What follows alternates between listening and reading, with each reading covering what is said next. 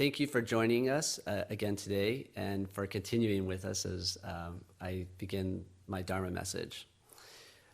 Today, I would like to ask the question, what is essential? Essential is a word that has been used a lot lately since we entered the period of COVID-19. Essential workers, essential services, and just this whole idea, right, that our world shrank to the essentials within just a few days back in March. You know, there were no shortages of paper clips or hot dogs or smartwatches. It was about toilet paper and flour and hand sanitizer. Our health became essential. Food, family, virtual meetings to stay connected with our friends and loved ones and each other. Maybe life became essential in a new way. So our tradition, Jodo Shinshu, is actually translated as the true essence of the Pure Land Way. And according to Shinran Shonin, founder of the tradition, only Shinjin, or an entrusting heart, is essential. That's from Tani Sho. And for Renyo, this matter is also very crucial, very essential. He frames it as the essential matter of the afterlife. He is constantly pushing and prodding Jodo Shinshu followers through his letters to stop and really contemplate the fact of our impermanence, and to take refuge in Amida Buddha with an entrusting heart. And he would write this in letter after letter, and he'd write these beautiful phrases and words, you know, here's one, existence is as ephemeral as a flash of lightning or the morning dew, and the wind of impermanence may come, even now. And he wrote that phrase in many different formats. Anyone who's been to a Jodo Shinshu funeral probably is aware of white ashes. Another letter written by Renyo on impermanence, very beautiful. I would like to read a passage from yet another letter that he wrote about, again, the essentials. Actually, if you'll join me in Gasho. Considering that the human realm is a place of uncertainty for young and old alike, we will surely undergo some sort of illness and die. Everyone must understand that given the circumstances in a world like this, it is essential that Shinjin, or the entrusting heart, be settled decisively and promptly, indeed as soon as possible, and that we be assured of the birth to come in the land of utmost bliss. Namo Mita Boots, Namo Mita Boots, Namo Mita Boots, Namandabs. Thank you. So what Renyo is saying here to me is that we don't know when it's going to happen. We have no control over our death. But if we can entrust in this reality and take refuge in Amida Buddha's wisdom and compassion, we can settle our birth into the realm of enlightenment and walk this path of liberation with confidence.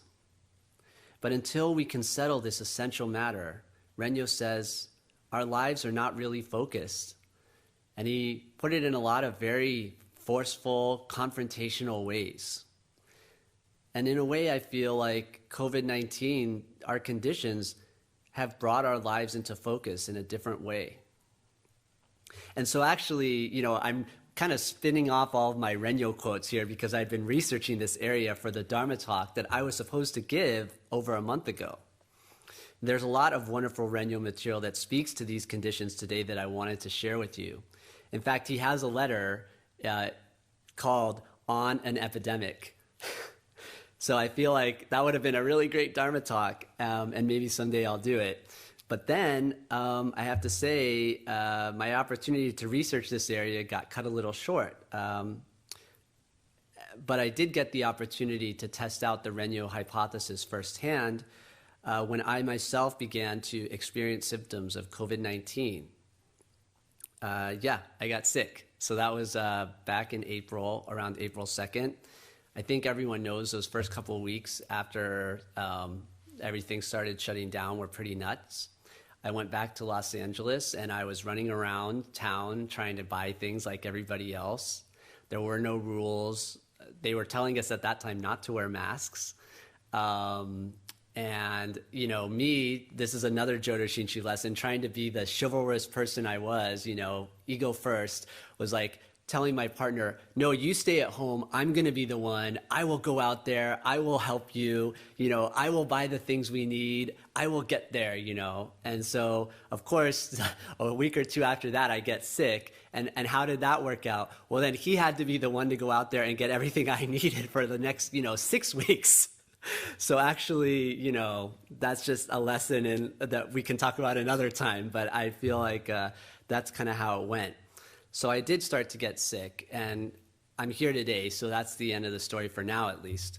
And that's great. But I got to tell you, it wasn't a good situation. I was able to recover at home, and so I didn't have to go to the hospital, but it was a really rough couple of weeks.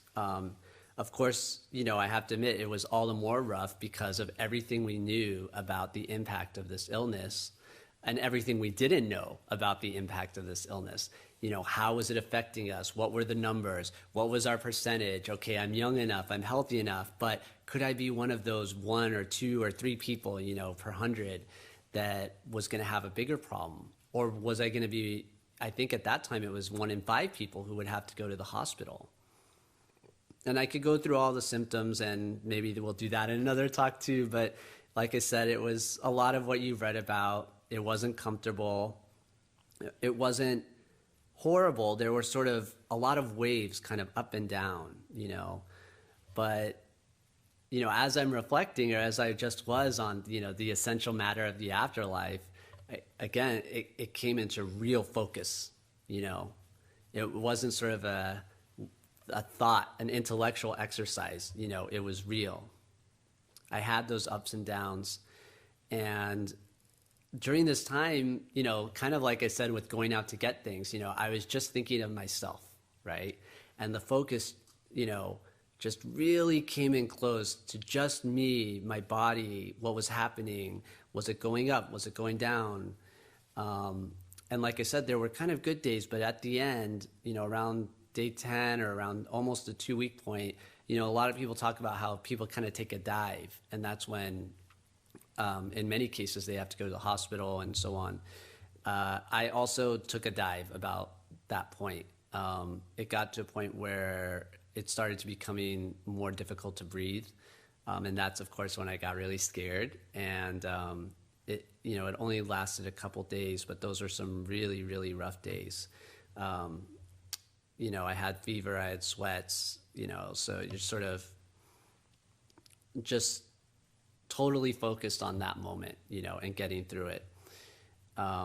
And, you try to distract yourself. You try not to face it. You try to think of other things. And, I spent a lot of time thinking of the bat, supposedly it's the bat that had the virus that passed it along. And I just, really started to build this mental connection with that bat, like in a world of interdependence, how did something make its way from there to here? And I don't mean it from a spirit of blame, just a spirit of kind of awe, I tried to reflect on that. I tried to reflect on other things. And then I remember saying at one point to myself, I'm not going to think about myself anymore. I'm going to think of other people.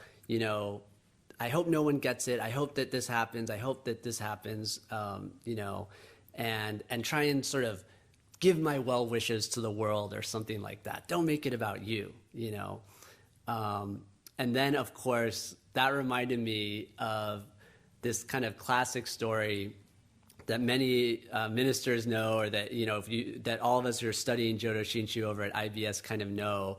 And it's this classic story of Shinran Shonin himself falling ill. It's actually told by Ashini in one of her letters. She's writing about this kind of incident in his life. And she writes how he kind of experienced it. And what happened was he got sick. He was feeling really terrible. And he came to this place where he, somehow maybe to deal with it or as part of his practice, he started to chant the larger sutra. We chant the larger sutra pretty often, or selections from it. And then he kind of stopped, and he sort of reflected, and he said, wait a minute, what am I doing? What is that about? And so I'm just going to read a little bit, but he thinks of this phrase that actually Shan Dao, one of the Pure Land masters, wrote.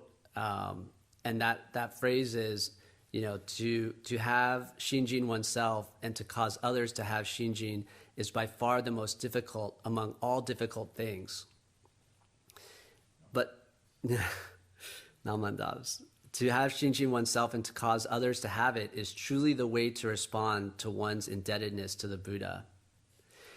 And if you have trust in this, what outside of the Nembutsu could possibly be lacking that would make one feel the need to chant the sutras, to do all these other things to kind of distract our mind, from the reality of Amida Buddha, the reality of other power, the reality outside of ourselves, And he said, we should really ponder that well. We should really think about how we respond to these situations. And as I just described, I was responding to it exactly in the way that, he did. And I'm so grateful to him because I was able to learn from him through the situation. I was distracting myself because of my fear. I was distracting myself because of my lack of control. And at that moment, I had to learn something. And all I can tell you is that I embraced Namo Amida Butsu in a way that was just different than I have before. I've had many lovely, happy, joy-filled Namo Amida Butsus, but to be fair, it was always when I'm happy, The question is finding the Nembutsu through adversity. This is why Renyo pushed so hard for people to reconcile this, to really look at what is essential. And I remember very well the fever, the sweats, being in bed, thinking about this. And I just remember at that moment, I really faced my fear. And I truthfully admitted to myself that I was afraid. And I remember I just said to myself, I'm afraid, I'm afraid, I'm afraid. Namandas, namandas, And it just came differently.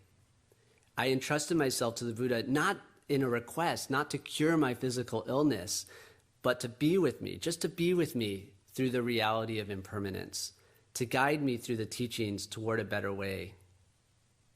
What lies on the other shore is beyond my own imagination, and it is that very inconceivability that put me in my place. I don't know. The challenge is not to grab and grasp and claw our masks and our nembutsus, expecting them to provide an escape for the ultimate reality that we all face. It is to come to terms with that reality for ourselves, to understand the light of wisdom and compassion that guides this understanding, to accept that truth, to receive it, to hear that truth deeply.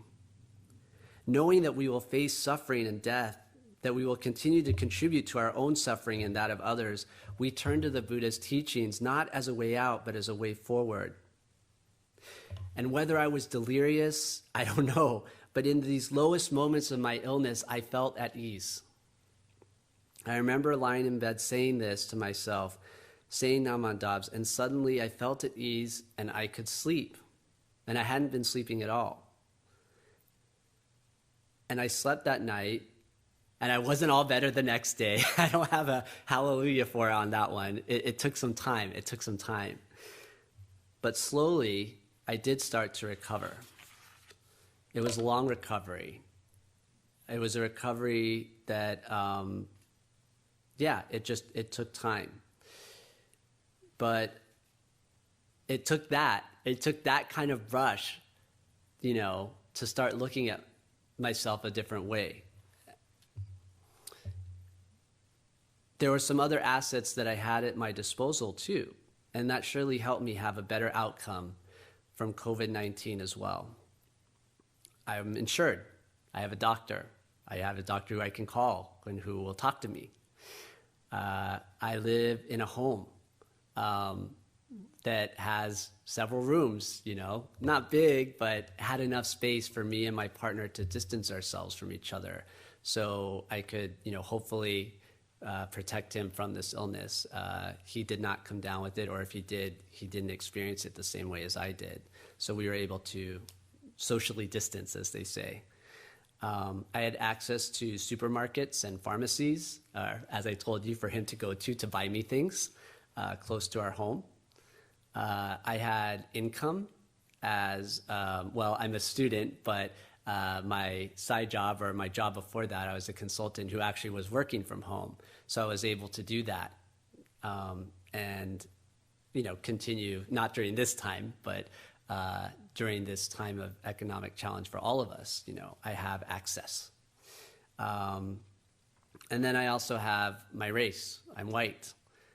If anything went wrong, I could rest assured that the system would work in my favor, that I could get the answers I needed, that people would listen to me in a different way, and that it would work out. And when I thought about these things as I came out of the illness, when I thought about essential lives, essential services, essential workers, I know that there's been a lot written about how the virus has exposed, this inequality, that not everyone has insurance, a big home, access to supermarkets and pharmacies, income that will allow them to kind of sit back and wait it out, and that there is discrimination out there in which people are not taken as seriously when they are sick. So I was fired up about this. I was fired up about the inequality of our public health system, of workers' rights, of our environment. I saw the sacrifices that were being made by so many people, even if I didn't know them. And then Ahmaud Arbery, Breonna Taylor, and George Floyd came along. And it was no longer an abstract kind of wish or hope or feeling. It was visceral. We saw it. We saw that this kind of message to these essential workers had changed, or it hadn't changed. We just saw the reality of that message. Your bodies have value, but your lives don't matter. Is that mentality really so different from the way Black lives were treated when they were forcibly brought here? There is more freedom. We saw it in the book that we looked at earlier, but there's a difference. There's also an illusion of freedom that's still presented by the system. That illusion is attractive, incredibly attractive to buy into, to forget about, to endorse, to even fight for, until you see it ripped away. How can we not be greedy to have these lives back, to want those lives back, angry at those who took them? But most importantly, how can we willfully stay complacent in the face of systemic anti-Blackness that must end, but cannot end without all of us getting together to say no more? So think about it. Many of us have had plenty of time to think these days, right? Think about what is essential to you and ask yourself, in an interdependent society where the reality of impermanence ripples from being to being at any given moment, how are our actions reflecting our trust in the teachings? Knowing our limitations, how is the essential love at the heart of the Buddha's wisdom and compassion working through you? A classic response we have is that it doesn't, that we're blind. And if that's the case, then let's reflect on that as well. Thank those who allow us to see the system, to see ourselves, to say their names. Now is the time to acknowledge that Black lives matter. Let's learn from more Black lives without them having to die first. If there are people who experience this world as a deeply unequal place, a place so brutal and unsparing that they are willing to risk their own lives to fight for equality, don't their actions teach us what is essential? They know more than anyone the specter of impermanence and ask simply for the most essential thing in this life: let us breathe. It is the same thing I wanted more than anything lying in my comfortable bed in very different circumstances. It is the same thing that everyone who understands the impact of this virus asks for. If we catch it, please, please, let us breathe. We are so attached to ourselves, to our lives, and to our bodies. But the difference is, when the virus was gone from my body, I could breathe deeply again. Not forever, I know, but for now. And when the virus is no longer the same threat to our world, we will relax and we will breathe again. But not if you're a Black person who gets pulled over. Not if you're an undocumented immigrant afraid to report a crime or seek medical attention. Not if you're Asian American living near people who blame you for the virus. Not if you're a black transgender woman who suffer 9 out of 10 transgender murders in the United States. They will not breathe deeply. Their chest will stay tight and tense. Is it not our responsibility as followers of a tradition grounded in the ultimate equality of all beings to actively work toward that equality as best as we can while we enjoy this gift, this privilege of our own breath while living in this world? So let us come together when we can come together again. I look forward to it very, very much. And in gratitude for our opportunity, our privilege to take refuge in the Buddha's teachings, let us act in accordance with our trust in them. With the trust we have in the deeply misguided nature of our selfishness, and the trust that our true guide shows all beings the way to liberation. In trust, we must build a society that reflects the compassionate care we receive. When we can do that, when we can all breathe together, only then will we begin to repay our debt to the Buddha, to our teachers, to each other, to all alive, for this gift of ultimate equality in the light of the Dharma. Until then, it is time for us to listen and to hear what is truly essential. So if you'll join me in Gasho with these closing words, I'm going to read Shinran Shonin's reflection on Shandao, and then I'm going to follow it with the passage from Lift Every Voice and Sing. To realize an entrusting heart oneself and to guide others to it is the most difficult of all difficulties.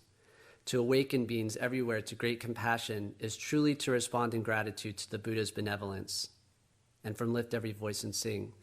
Sing a song full of the faith that the dark past has taught us. Sing a song full of the hope that the present has brought us. Face the rising sun of our new day begun. Let us march on till victory is won. Namo Mita Boots. Namo Mita Boots. Namo Mita Boots. Namandavs, Namandavs, Namandavs. Thank you very much for listening to my messages today.